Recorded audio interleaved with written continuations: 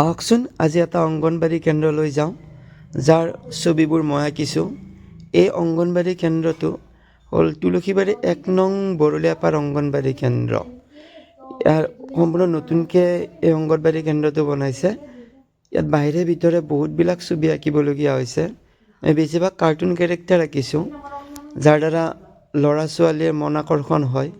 আৰু আজি আমি বেকগ্ৰাউণ্ড কালাৰ আমি কৰা নাই, কাৰণ স্কুলখনৰ বাজেটটো কম।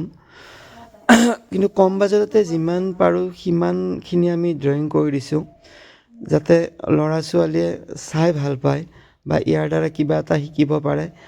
এনেকুৱা ধৰণৰ আমি ছবি আঁকিছোঁ। এই ছবি অকল মই নহয়, লগত মোৰ এজন ভাইটিও আছে। তেওঁ মোক বহুতখিনি সহায় কৰিছে এই ছবিখিনি আঁকাত।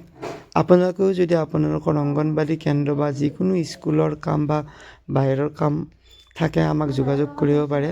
ইয়াত মোৰ নম্বৰটো দি দিছোঁ, আপোনালোকে কণ্টেক্ট কৰিব। লগতে চেনেলটো ছাবস্ক্ৰাইব কৰিব আৰু পাৰিলে লাইক কৰিব। ধন্যবাদ।